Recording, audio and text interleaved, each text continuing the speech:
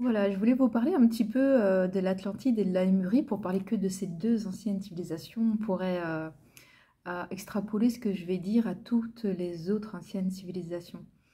Euh, j'ai un regard d'historienne sur la question, à savoir que souvent on met pas de nuances. On met pas de nuances et c'est un peu l'Atlantide, c'est ça et c'est tout, c'est genre une seule ville et c'est que comme ça.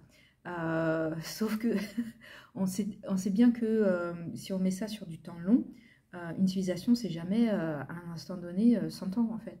Si on prend la France en 100 ans, vous voyez comment elle a évolué, comment les modes de vie, les modes de fonctionnement, la société, elle s'est complètement transformée. Euh, Imaginez ça sur une civilisation comme l'Atlantide qui a duré des milliers d'années. Voilà, on décrit souvent l'Atlantide comme une seule cité avec de l'eau, etc. Sauf qu'une civilisation, c'est jamais qu'une cité, c'est toujours beaucoup, beaucoup plus vaste. Alors, ok, parce que du coup, l'Atlantide, la mention principale, c'est les Grecs qui en parlent. Et les Grecs avaient ce système de cité-État très répandu. Voilà, donc est-ce que les Grecs ont fait une corrélation, etc. Après, on sait que les Atlantes, ils ne vivaient pas que en Atlantide. Moi, je vais utiliser le mot de comptoir, qui est effectivement emprunté aux Grecs. Les Grecs, la civilisation grecque a créé autour de la meilleure Méditerranée, Grèce antique, bien entendu, a créé des tas de petites cités qui équivalaient à des comptoirs et qui dépendaient d'une certaine manière de la cité mère, entre guillemets. Euh, Après, voilà, d'un point de vue médiumique, on va dire, akashique, pour moi, l'Atlantide, c'est une civilisation euh, qui n'avait pas qu'une seule cité. Il y en avait de nombreuses. Peut-être que plus que comptoir, moi je parlerais de colonie. Parce que j'ai une vision assez particulière de l'Atlantide, j'ai des souvenirs de mes vies antérieures, j'ai vécu à l'époque de l'Atlantide, mais je n'étais pas Atlante. Donc j'ai une vision extrêmement extérieure par rapport à ça, euh, et critique du coup, euh, qui va jusqu'à non mais ils comprennent rien ces Atlantes, ça va jusque là si je prends ma pensée de l'époque. Euh, voilà, c'est-à-dire que bah, à l'époque de l'Atlantide, il n'y a pas que les Atlantes sur la Terre, il y a d'autres civilisations aussi, et ça ne veut pas dire qu'il n'y a que les Atlantes qui sont intelligents et que les autres sont débiles. Et moi, je faisais partie d'une autre civilisation qui prenait les Atlantes un petit peu pour des débiles, genre ils n'ont rien compris avec leur technologie. Moi, j'étais dans une civilisation qui pensait que, mais ils n'ont rien compris, ils ne parlent pas à Gaïa, ils ne parlent pas à la Terre, ils ne travaillent pas en corrélation avec la Terre, ils sont en train de faire leur truc avec leurs cristaux, ils sont en train de berzinguer tout le système énergétique de surface de la Terre, en fait. Ils ne sont pas en train de demander l'autorisation à la Terre avant de le faire. Voilà, moi j'ai cette vision-là par rapport aux Atlantes. C'est un exemple, hein, ça pourrait être beaucoup plus complexe que ça, évidemment. C'est une vision à un instant T seulement. Donc voilà, en termes historiques, il faut penser que l'Atlantide, ça n'existait pas que à un endroit. Ça n'a pas été que d'une certaine manière parce que ça a évolué, ça a bougé, ça a changé. Il s'est passé 1 milliard de trucs. Et on n'a pas l'historique, bien entendu, de tout ça, bien que c'est certainement grammé dans certains cristaux quelque part, et voire des crânes. Et, euh, et aussi, il y a une autre chose, c'est que toutes ces civilisations-là, à mon sens, de ce que je m'en souviens, ont une perception de l'espace complètement différente de nous. Alors, il y a certainement des choses aussi que j'arrive pas à bien expliquer, mais en tout cas, en termes d'espace, pour moi, c'est très clair. Parce que nous, on voit le territoire d'une certaine manière en 2D. Notre territoire, c'est la surface de la Terre. On n'inclut pas, par exemple, l'espace aérien. Il n'y a que les gens qui volent en avion, en montgolfière, en parapente, voilà, tous les objets volants, paramoteurs, ULM, etc., qui vont penser leur espace en incluant aussi le ciel, en fait. Ceux qui travaillent en mer et ceux qui sont plongeurs ou apnéistes vont inclure les profondeurs terrestres. Les spéologues aussi vont inclure, mais la majorité des gens, on ne pense pas à ce qu'il y a au-dessus et ce qu'il y a en dessous. Moi, dans mes perceptions, des civilisations atlantes et les murs, c'est des civilisations qui ne pensent pas leur espace comme nous en 2D. Ce sont, à mon sens, des civilisations qui connaissent qu'il il y a la 3D, il y a la 5D, et juste la 5D, c'est vraiment très limitatif, en fait, c'est pas... Moi, j'aime pas la 5D, j'aime pas ce délire de la 5D, ça me parle pas. Et c'est beaucoup plus large que 5D, mais ce sont des civilisations qui connectent l'intraterre, et qui peuvent penser leur espace aérien, en profondeur, voire plus en profondeur que nous, ce qu'on est capable d'envisager dans notre monde à l'heure actuelle. Bien que beaucoup de peuples amérindiens voilà, parlent des souterrains, parlent de peuples. Il y a beaucoup de mythologie où à un moment les gens étaient sous terre et ils sont remontés. Voilà, d'où les échelles dans de nombreux lieux de culte, je vais appeler ça comme ça, espace sacré, euh, dans toute l'Amérique et notamment aux États-Unis, dans les Kivas.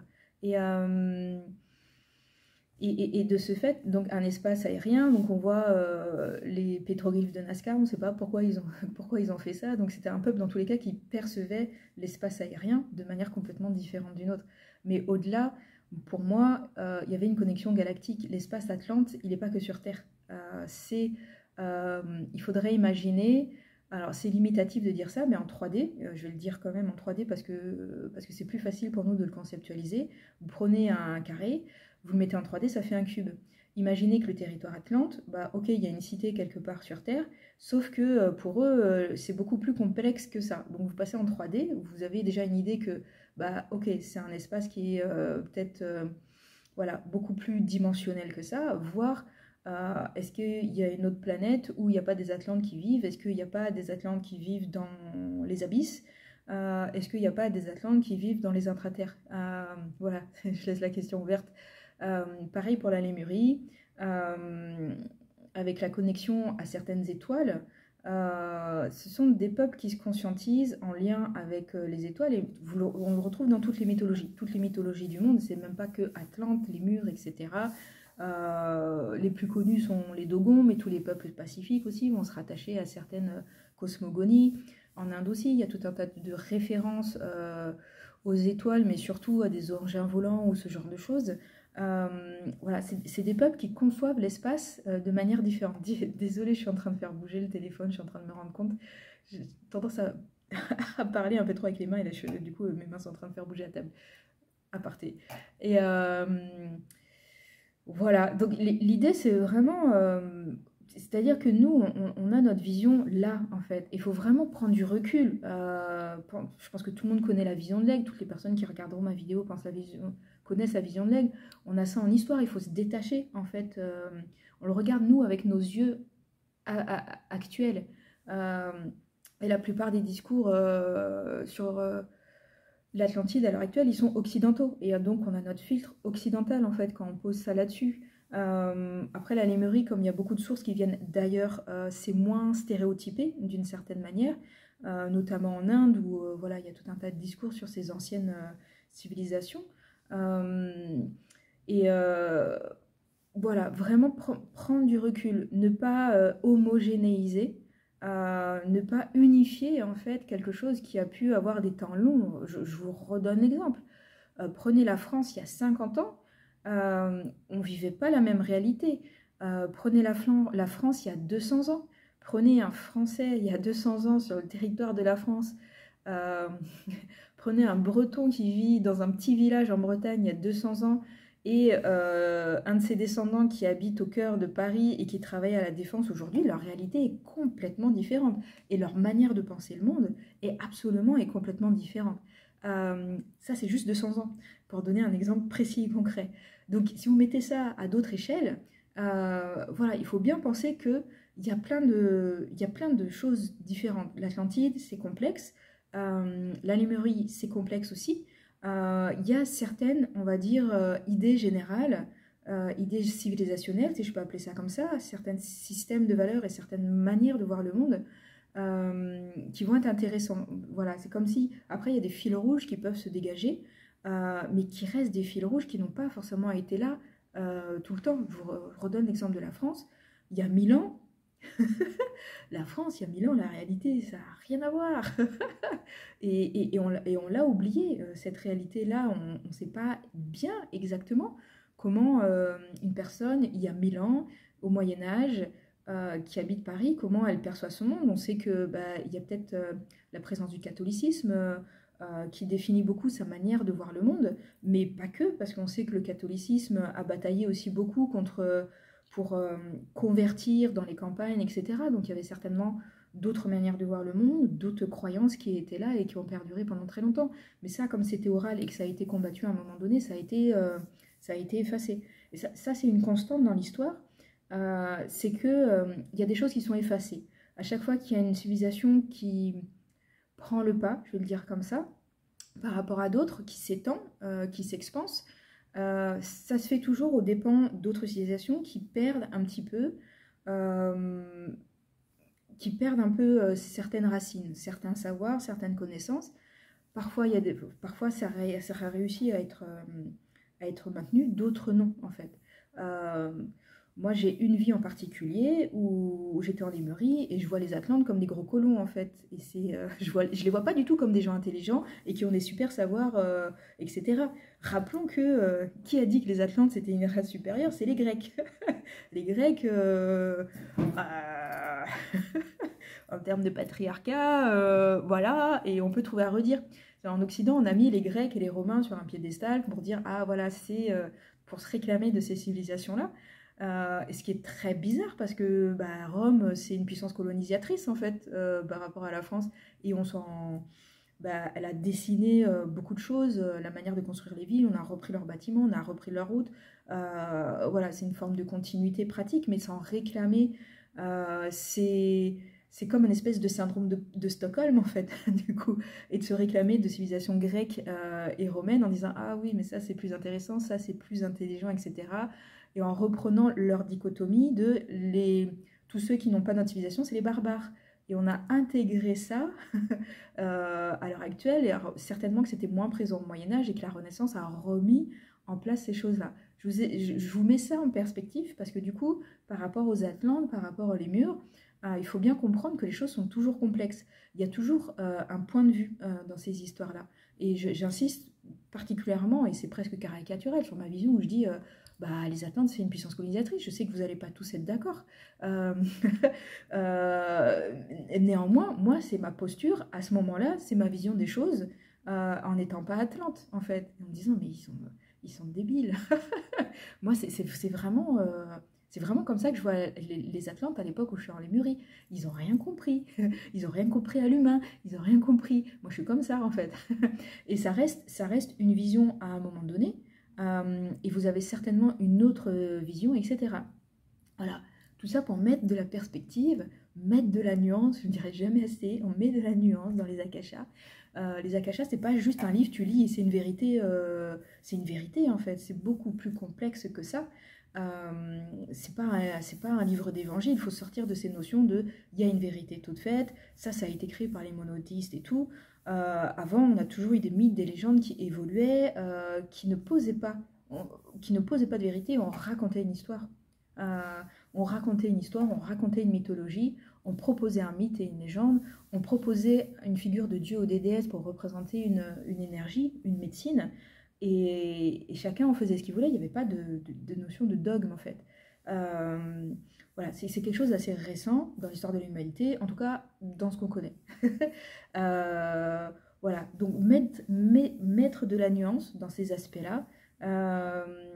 L'Atlantide, c'est pas juste une cité à un moment donné, c'est beaucoup plus long, beaucoup plus complexe, beaucoup plus vaste que ça.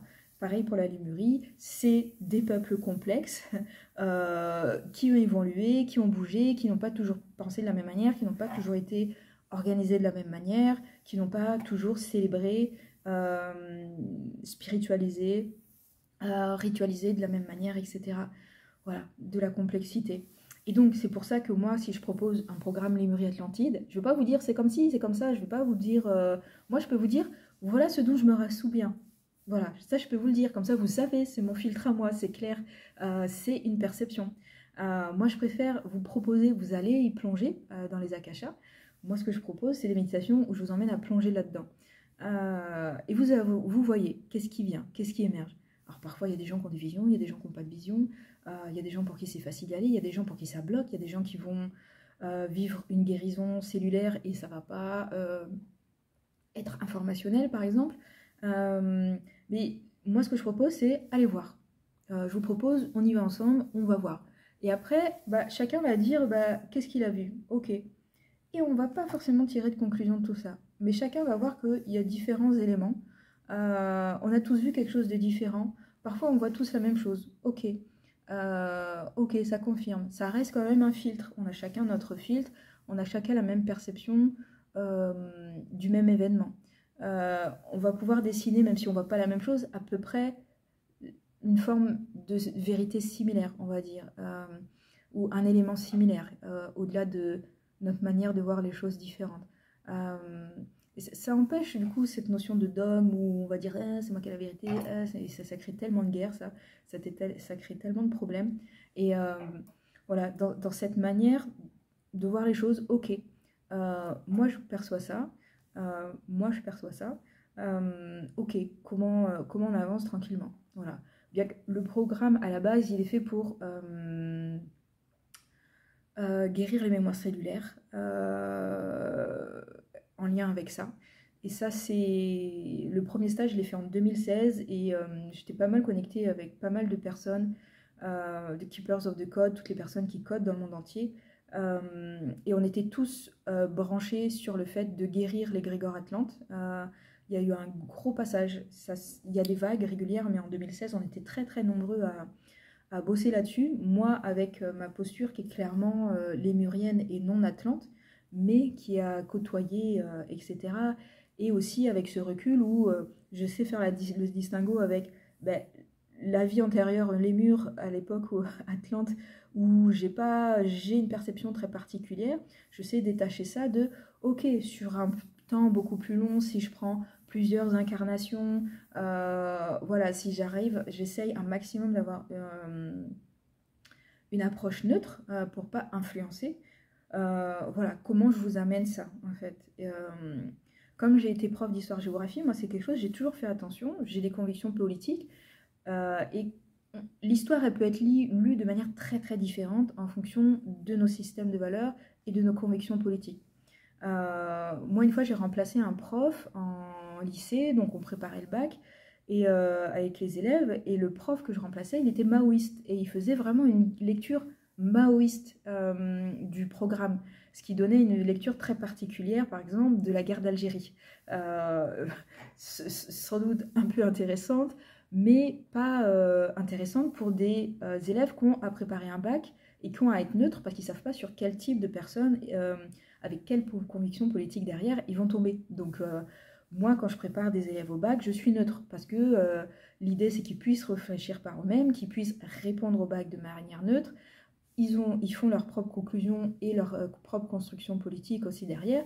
Moi, j'ai pas à positionner ma conviction politique derrière. Voilà, donc c'est pour donner un exemple. Voilà comment ça se passe, par exemple, dans l'enseignement, comment tu restes neutre, quelles que soient tes idées, etc. Comment aussi, quand je viens vous amener à vous balader dans les akashas, moi j'ai une certaine vision. Quand je vous donne ma vision, je vous précise bien que c'est ma vision à un instant T, quelle est-elle. C'est pareil quand je bosse sur les dragons, moi j'ai une approche yin.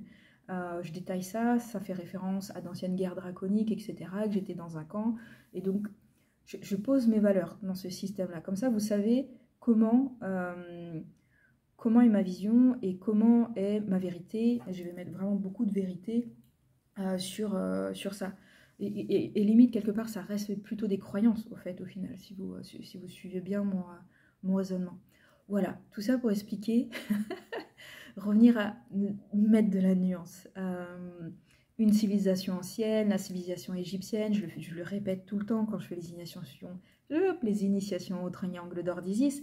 L'Égypte ancienne, c'est très long. On ne peut pas dire Isis, c'est ça, ça, ça et ça à un moment donné. Ça a évolué, ça a bougé. L'arbre généalogique des dieux, il n'a pas toujours été pareil. Il y a des modifications qui ont été faites, ça a évolué avec le temps. Parfois, c'est le pouvoir politique qui a dit « Oh, on va changer ça ». Parfois, c'est le pouvoir spirituel, certains prêtres, qui ont dit « Ah, on va bouger ça, en fait, dans le système des dieux ». Donc, il y a des interventions aussi humaines par rapport à comment on voit ces choses-là. Ça évolue aussi, les sociétés, elles évoluent dans leurs pratiques. Prenons le catholicisme, comment il a évolué. Prenons le bouddhisme, comment il a évolué entre les premiers temps à l'époque de Bouddha ou juste après Bouddha et les pratiques à l'heure actuelle. On voit que dans le monde entier, il y a différentes pratiques maintenant. Pareil dans l'islam, il y a énormément d'islam différents, du très intéressant et du extrémiste qui fait des guerres. Il y a plein de manières de pratiquer l'islam qui sont très très très très différentes. Et c'est cette manière de penser un élément comme unifié et global. Voilà, c'est juste pas possible en fait. C'est intellectuellement, il y a toujours de la nuance, il y a toujours des différences, il y a toujours des choses à nuancer. Voilà. Donc l'Atlantide, la Lémurie. Euh, Pensez, vision en 3D, espace. L'espace n'est pas que sur Terre, c'est pas que un point sur Terre. Ils n'ont pas des cartes planisphères comme nous. Ils ont une vision complètement différente de nous. En tout cas, moi, c'est ce dont je me souviens. Voilà. Et si le programme il vous intéresse, ben, je vous mets le lien en dessous. Voilà, c'est à faire en autonomie. C'est un voyage fort. Je vous conseille de prendre des notes. Je reviens pas dessus forcément. Je vous laisse faire en autonomie parce que je vous laisse avec. J'ai pas envie d'être la personne qui vous dit bah c'était comme ça à l'époque et puis voilà et c'est comme ça qu'on faisait à l'époque et on va le faire pareil parce que parce que peut-être que ce qu'on a fait à l'époque c'est pas forcément ce qui est adapté et peut-être que ce qui était à l'époque c'est pas forcément le mieux en fait. Moi je trouve ça beaucoup plus intéressant de créer des choses nouvelles.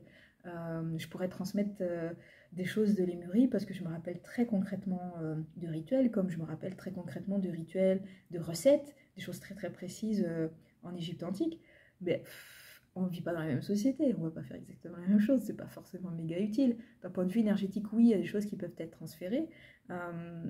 C'est plus l'état d'esprit, je trouve, qui est intéressant. Et puis aussi guérir quand il y a des mémoires, voilà, mémoires cellulaires qui sont encore là et qui peuvent bloquer certaines choses. Voilà. N'hésitez pas à commenter. Je sais que ce que j'ai dit va titiller certains, surtout ceux qui ont des mémoires atlantes, etc. Euh, N'hésitez pas à commenter, j'espère que vous avez bien compris. C'est-à-dire que je me positionne toujours sur un point de vue et ça reste juste un point de vue à un moment donné. Voilà, il n'y a jamais l'histoire d'un dieu omniscient qui sait tout, d'une position omnisciente où on sait tout, ça n'existe pas en fait, ça n'existe pas du tout. C'est vraiment un truc de l'Occident là, à l'heure actuelle qui, depuis qu'il a colonisé le monde entier, veut positionner qu'il y a une seule manière de penser. C'est aussi un truc qui vient beaucoup des monothéistes aussi, c'est il y a une seule manière de penser et ça crée potentiellement de l'intolérance, euh, voire des extrémismes par rapport à des pensées, des systèmes de valeurs qui seraient différents. Voilà, merci de m'avoir écouté. Je pense que j'ai dit le principal. Ciao, ciao!